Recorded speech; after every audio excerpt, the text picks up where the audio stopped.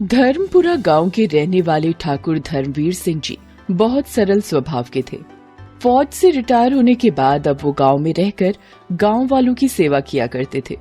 ठाकुर साहब के परिवार में किसी चीज की कोई कमी नहीं थी। उन्होंने अपने दोनों बेटों की शादी भी अच्छे से कर दी थी।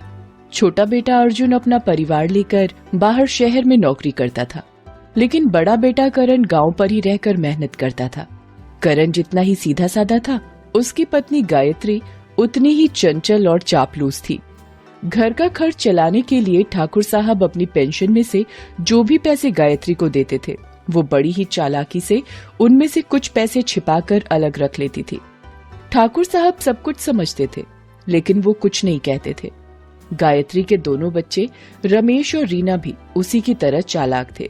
गायत्री जो भी पैसे छुपा कर रखती थी, उसके बच्चे उन पैसों में से कुछ पैसे निकाल लेते थे और स्कूल से वापस आते समय उन्हीं पैसों से कभी चॉकलेट तो कभी केक खरीद कर लाते और अपनी माँ को दिया करते थे। गायत्री को भी ये सब बहुत पसंद था। बच्चों को कुछ अच्छा समझाने के बजाय वो उनसे कहती थी, अरे बेटा, ये सब ऐसे सबके सामने मत दिखाया करो। लेकिन क्यों माँ? घर में तो केवल पिताजी और दादाजी हैं, उनसे क्या छिपाना? बेटा, जब ये चॉकलेट तुम्हारे दादाजी देखेंगे तो हमें इसमें से उनको भी देना पड़ेगा। तो क्या हुआ, आखिर पैसे तो दादाजी ही देते हैं। अब चुप हो जा, समझाने से समझ में नहीं आ रहा है। दादाजी की उम्र अब ये सब खाने की नहीं है, उनको अब आराम की जरूरत है। तभी अचानक उसका पति वहाँ आ जाता है। गायत्री, तुम्हें कितनी बार समझाया है, बच्चों को ऐसी बातें नहीं सिखानी चाहिए। आप तो बस चुप ही रहिए, कोई काम धाम तो है नहीं, बस बैठे रहते हैं। गायत्री, ये कैसी बातें कर रही हो तुम? आखिर इतनी मेहनत करके जो लाता हूँ वो घर परिवार के लिए ही तो लाता हूँ। ये लो, रखो 20,000 रुपए खर्चे के लिए। आप कितने अच्छे हैं। रुकिए, मैं अभी आपके लिए खीर लेकर आती हूँ। गायत्री खीर लाती है और अपने पति को देती है। पिताजी ने खीर खाई है? आप भी ना एकदम बुद्धू हैं। इस उम्र में वो खीर खाएंगे तो शुगर के मरीज हो जाएंगे। और वैसे भी ये खीर मैंने बस थोड़े से दूध की बनाई है बच्चों के लिए। ये तुम बिल्कुल ठीक नहीं कर रही हो गायत्री। खाना हो तो खाइए, नहीं तो लाइए इधर, बच्चों को दे दूंगी। इतना कहकर गायत्री रसोई में चली जाती है और खीर खाने लगती है। क्या लाजवाब खीर बनी है, वाह, मजा ही आ गया। इसी तरह आए दिन गायत्री अपनी मनमानी करती रहती थी। घर में वैसे तो कोई और था नहीं, लेकिन छोटा भाई अर्जुन जब भी अपना परिवार लेकर आता था तो गायत्री अपनी बीमारी का बहाना बनाकर बिस्तर पकड़ लेती थी। मैं मर जाऊंगी, यहाँ तो कोई मुझे देखने वाला भी नहीं है। गायत्री की आवाज सुनकर उसका देवर अर्जुन वहां आता है। अरे क्या हुआ भाभी? अरे कुछ नहीं देवर जी, अब इस उम्र में बीमार तो होना ही है। सारी उम्र घर परिवार के लिए मरती रही, लेकिन मेरा ख्याल रखने वाला कौन है इस घर में? अरे भाभी, ऐसा क्यों बोल रही हैं? भैया तो है ना। अरे तुम्हारे भैया भी किस काम के, एक पैसा लेना ना देना, भला ये भी कोई जिंदगी है? इतना सुनकर अर्जुन ने तुरंत 50,000 रुपए अपनी भाभी गायत्री को इलाज कराने के लिए दे दिया। गायत्री का ये ढोंग ऐसे ही सालों साल चलता रहा। उसके दोनों बच्चे रमेश और रीना भी अब बड़े हो जाते हैं और उनकी शादी हो जाती है। एक तरफ जहां सभी से पैसे जोड़ जोड़ कर गायत्री पैसे वाली हो जाती है, तो वहीं दूसरी तरफ उसका पति करण कोई काम ना मिलने की वजह से अब घर पर ही बैठा रहता था। गायत्री का बेटा रमेश पुणे में इंजीनियर था, इसलिए अब तो गायत्री देवी के पैर जमीन की बजाय आसमान में उड़ने लगे। बेटा रमेश, इस बार जब तुम पुणे जाओगे तो मैं भी तुम्हारे साथ चलूंगी। जरा मैं भी तो देखूं कि हवाई जहाज का सफर कैसा होता है। अरे क्यों नहीं, तुम भी चलो, और पापा आप भी हमारे साथ पुणे चलिए।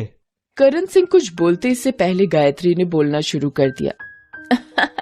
अरे नहीं बेटा, वो कहाँ जाएंगे, ठीक से बोलना और रहना तो इनको आता नहीं है, पुणे जाएंगे। हाँ बेटा, तुम अपनी माँ को साथ लेकर जाओ। तुम्हारी माँ अभी मॉडर्न है और फैशन वाली भी है। मैं ठहरा पुराने ख्याल का, वहां जाकर क्या करूंगा। इस तरह पति को अकेला छोड़कर गायत्री अपने बेटे और बहू के साथ हवाई जहाज में बैठकर पुणे जाने लगी। हवाई जहाज के सफर में गायत्री देवी की खुशी का ठिकाना ही नहीं था। उधर करण सिंह भी घर चलाने के लिए गाजियाबाद जाकर एक ठेकेदार के यहाँ मजदूरी करने लगते हैं।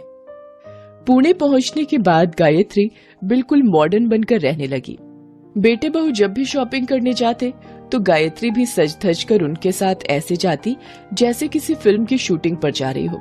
आखिर एक दिन बहू ने बोल ही दिया, माँ जी, इस उम्र में आपको ये सब शोभा नहीं देता। आप अभी भी अपने आप को कुंवारी लड़की ही समझती हैं। शर्म नहीं आती आपको? गायत्री देवी को तो जैसे सांप सूंघ गया हो।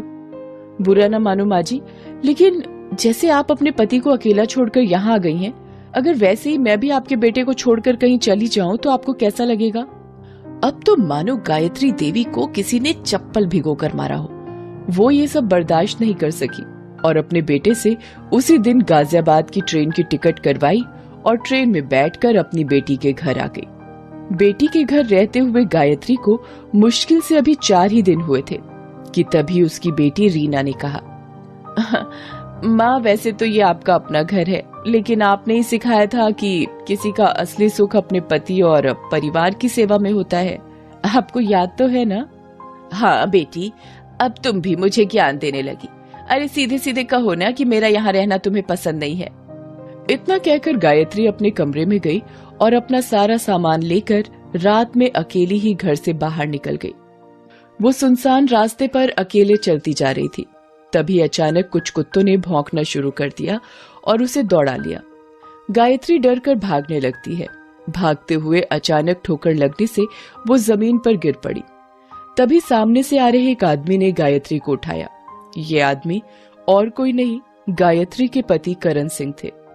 आप यहाँ? मैं तो यहाँ काम करने आया था, लेकिन तुम यहाँ कैसे? खैर, अब घर चलो, घर चलकर बात करते हैं।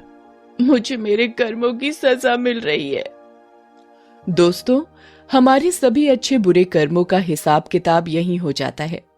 जो जैसा करेगा आज नहीं तो कल उसे वैसा ही फल जरूर मिलेगा। यही है जिंदगी।